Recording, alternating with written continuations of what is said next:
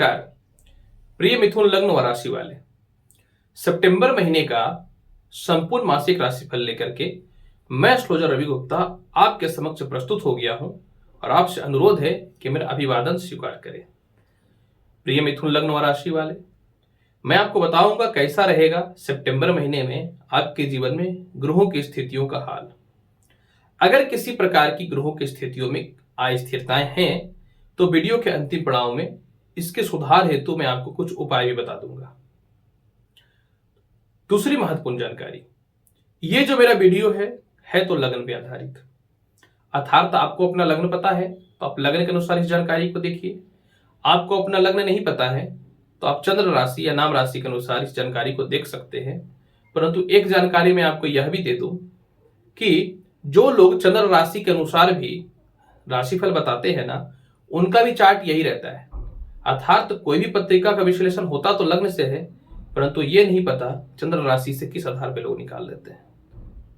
अब मैं आपको यह बताना चाहता हूं कि कैसा रहेगा सितंबर महीने में आपके जीवन में कर्म क्षेत्र का हाल। सबसे पहला बात देखिए मिथुन लग्न व राशि वाले, कर्म क्षेत्र का स्वामी आपकी कुंडली में जो है तो बृहस्पति, और बृहस्पति जो है वो भाग्य स्थान में वक्र अवस्था में बैठे हुए हैं। बृहस्पति ग्रह का एक खासियत होता है कि ये कहीं भी अकेले बैठता है तो अत्यधिक शुभ और लाभकारी फल देने वाला होता है, लेकिन जब ये किसी ग्रह के साथ में जाता है तो इसके प्रभाव में कमी आ जाती है। 14 सितंबर के बाद बृहस्पति अष्टम स्थान में आ जाएंगे शनि के साथ वक्र अवस्था में ही। हालांकि बृहस्पति और शनि का नीच भंग राजयोग बन जाएगा, क्योंकि शनि जो है अपनी स्वयं की राशि मकर में है, तो नीच भंग राजयोग बन जाएगा क्योंकि बृहस्पति नीच के होंगे लेकिन शनि अपनी राशि का है। तो क्या वाकई में 14 सितंबर के बाद कर्म क्षेत्र में बाधाएं उत्पन्न होंगी? सर्वप्रथम एक चीज समझिए, 14 सितंबर तक तो आपके व्यापार और नौकरी में तरक्की के पूर्ण रूपेण रास्ते खुलेंगे। 14 सितंबर तक जो है अच्छे अच्छे लोगों से आपके संपर्क भी स्थापित होंगे। पॉलिटिक्स का क्षेत्र हो, प्रशासनिक हो, नॉर्मल व्यवसाय हो या बड़ा व्यवसाय हो या सामान्य तौर पर नौकरी हो, हर मामले में 14 सितंबर तक योग बहुत अच्छा है। ऐसा क्यों बोल रहा हूं कि 14 सितंबर तक जो है आपकी कुंडली में जो है बुध की भी दृष्टि कर्म क्षेत्र पे है। लग्न का मालिक बुध है। लग्नेश कहीं भी जिस अवस्था में भी हो वो सुफलदायी होता है। ठीक है, बुध का दृष्टि नीच का पड़ेगा लेकिन फिर भी ये सुफलदायी रहेगा, क्योंकि लग्नेश का प्रभाव अशुभकारी नहीं होता है अगर वो खास करके केंद्र में बैठ जाए तो। दूसरी महत्वपूर्ण जानकारी क्या है कि शुक्र और बुध से नीचभंग राजयोग भी बना हुआ है। 6 सितंबर तक शुक्र कन्या राशि में रहेंगे, तो 6 सितंबर तक तो पूर्ण रूपेण से आपके कर्म क्षेत्र को दो ग्रह देख रहे हैं। लक्ष्मी नारायण की उत्पत्ति भी करके रखे हुए, नीचभंग राज्यों की स्थिति भी उत्पन्न करके रखे हुए हैं। एक तथ्य समझने वाली बात है, 6 सितंबर के बाद जो है मंगल, जो बहुत ही प्रभावशाली ग्रह होते हैं, और आपकी कुंडली में मंगल जो होते हैं वो आय के मालिक होते हैं। आय कहीं भी बैठ जाए शुभ फल देता है, क्योंकि ज्योतिष शास्त्र कहता है कि आय स्थान में कोई भी ग्रह अशुभ फलदायी नहीं होता है, और इनकम का मालिक भी कहीं बैठ जाए तो शुभ फलदायी नहीं होता है। तो जब 6 सितंबर से मंगल आपके चतुर्थ स्थान में आ जाएंगे तो एक तथ्य समझने वाली बात है, मंगल और बृहस्पति में मित्रवत संबंध है। मीन राशि पे जब मंगल आएंगे चतुर्थ स्थान पे, तो यहां पे डायरेक्ट दृष्टि जो है ये 7वीं मीन राशि पे डालेंगे, और मीन राशि और के स्वामी बृहस्पति और मंगल का मित्रवत संबंध है। परंतु 22 सितंबर तक बुध रहेंगे चतुर्थ स्थान पे, तो जब चतुर्थ स्थान पे रहेंगे तो मंगल और बुध का तो तालमेल बहुत बढ़िया नहीं है, यह चीज तो समझने वाली बात है।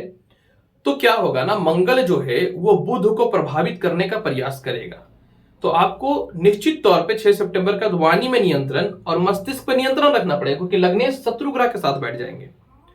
थोड़ा चिड़चिड़ापन और गलत डिसीजन हो सकता है, तो आपको सीनियर अधिकारियों से तालमेल अच्छे रखने पड़ेंगे और पिता से और अच्छे अच्छे लोगों से संपर्क स्थापित अच्छे रखने पड़ेंगे।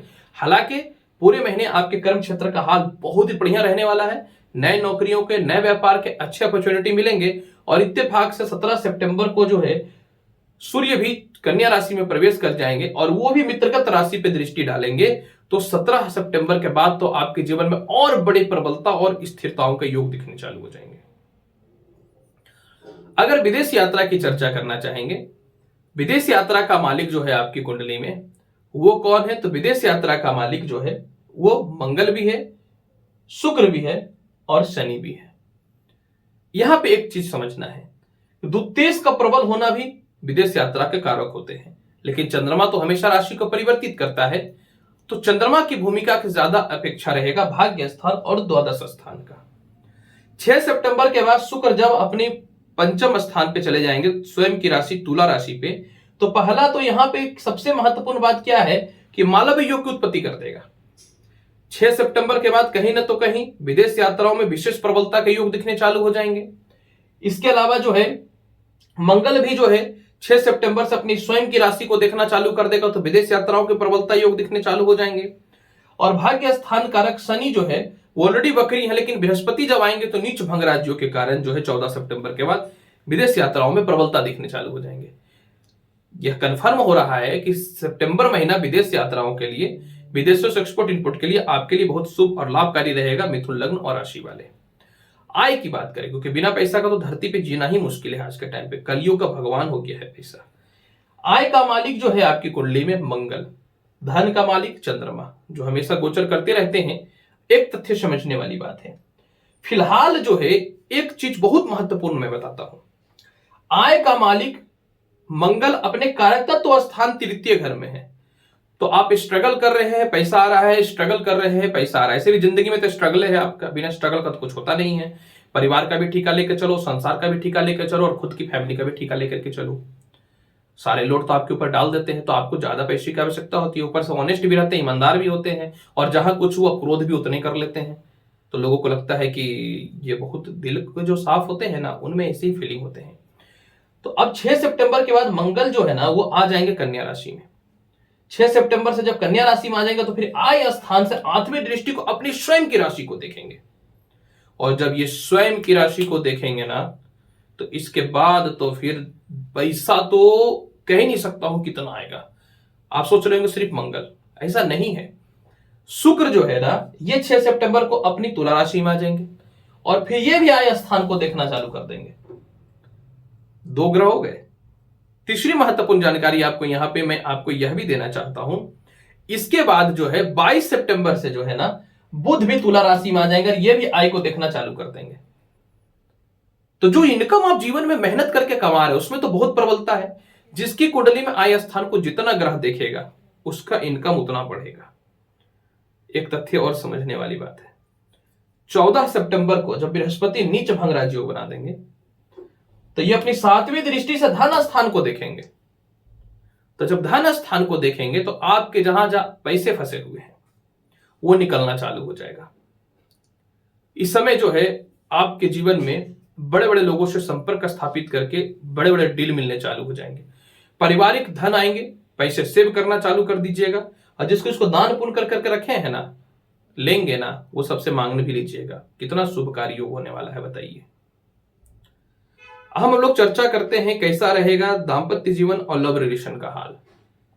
देखिए, दाम्पत्य जीवन कारक बृहस्पति भाग्य स्थान में बैठे हुए, लेकिन एक समस्या यहां पे यह उत्पन्न हो रही थी। उत्पन्न यह हो रहा था कि बृहस्पति जो है वक्र अवस्था में चल रहे थे, तो वैवाहिक जीवन में दिक्कतें तो आ ही रही हैं, इस पे तो कोई शक नहीं है। फिर बृहस्पति जो है नीच भंग राजयोग बना देंगे, बृहस्पति में बल आएगा। तो जब बृहस्पति में बल आएगा तो 14 सितंबर के बाद विवाह के लिए और अच्छे अच्छे रिश्ते आने चालू हो जाएंगे।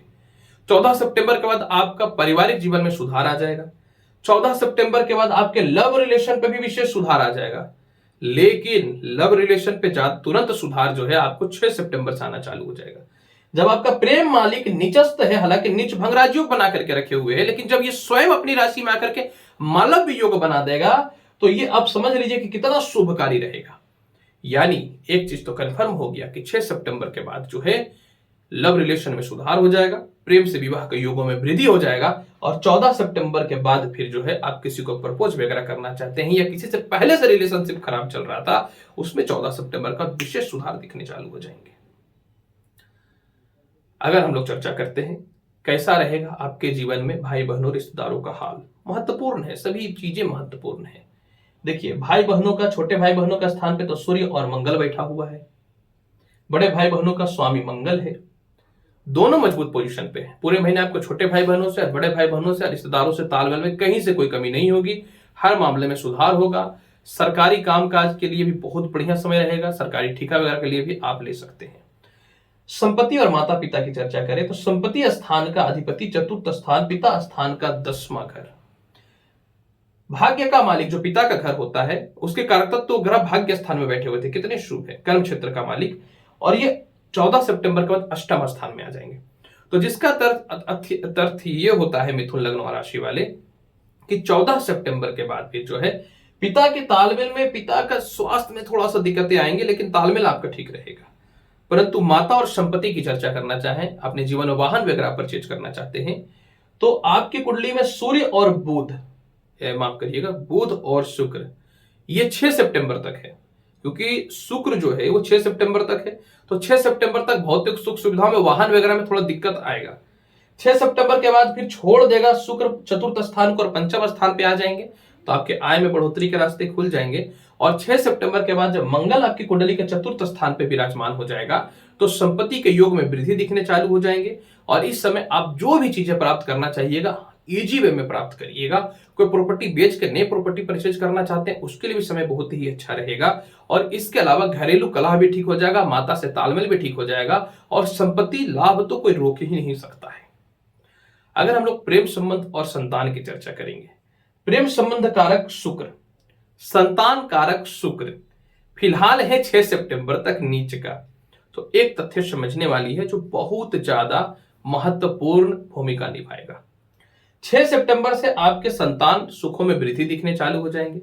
6 सितंबर से उच्च शिक्षा में बढ़ोतरी होने चालू हो जाएंगे। 22 सितंबर के बाद इसमें और प्रबलता और लाभकारी योग दिखने चालू हो जाएंगे। यानी आपके जीवन में 6 सितंबर के बाद संतान की तरक्की, उच्च शिक्षा का योग, लॉटरी सट्टा शेयर मार्केट का बड़ा लाभ, और धन ही धन आने वाला रहेगा, इस पर कोई शक नहीं है। स्वास्थ्य की चर्चा कर लेते हैं। स्वास्थ्य कारक मंगल जो है वो सूर्य के साथ बैठे हुए हैं अस्तगत पोजीशन पे। आपके जीवन में 6 सितंबर के बाद हेल्थ में सुधार आना चालू हो जाएगा। 6 सितंबर के बाद फिर जो है पैर और पेट की समस्याएं दूर हो जाएंगी, और यूरिन और पेट संबंधी जो समस्याएं चल रही थी उसके लिए 14 सितंबर के बाद दिक्कतों का सामना करना पड़ सकता है। यानी जिनको ऑलरेडी पहले से शुगर है, जिनको थायराइड है, जिनको लीवर से रिलेटेड समस्या है, 14 सितंबर के बाद थोड़े से दिक्कतों का सामना करना पड़ेगा। तो आप अपने हेल्थ का विशेष ख्याल रखिए मिथुन लग्न व राशि वाले। अब प्रश्न उठता है कि पूरे महीने को अच्छा बनाने के लिए क्या करना चाहिए। 14 सितंबर के बाद कंटिन्यू विष्णु जी को पर डे छुआड़े का भोग लगाइए, या लड्डू, अगर आपकी कैपेसिटी है तो पर डे लड्डू चढ़ा दीजिए। इसके अलावा जो है 6 सितंबर तक ओम श्रीम श्री नमः मंत्र का 108 बार पर डे जाप करिए। पूरे महीने अगर चांदी के पात्र में जल ग्रहण कर सकते हैं तो अत्यंत उत्तम रहेगा, और नहीं तो पूरे महीने अगर परिस्थिति को बहुत बेहतर बनाना चाहते हैं तो प्रत्येक दिन रोटी और गुड़ मिला करके गाय को दे दीजिए, गाय को ही दीजिएगा, शुभकारी फल मिलेगा। और क्योंकि आपकी कुंडली में जो है केतु को अच्छा रखना जरूरी है तो आप मछलियों को दाना भी दे सकते हैं। प्रिय मिथुन लग्न और राशि वाले, सितंबर महीने का संपूर्ण मासिक राशिफल मैंने आपके समक्ष प्रस्तुत किया है। उम्मीद करता हूं कि बताई गई जानकारी से आप पूर्ण रूपेण संतुष्ट होंगे। तो आपसे अनुरोध है कि आप मेरे चैनल पर अगर नए हैं तो चैनल को लाइक करिए, शेयर करिए, सब्सक्राइब करिए। मिलूंगा अगले वीडियो में और महत्वपूर्ण और ज्ञानवर्धक जानकारी के साथ। तब तक के लिए नमस्कार, अच्छे से रहिए, धन्यवाद।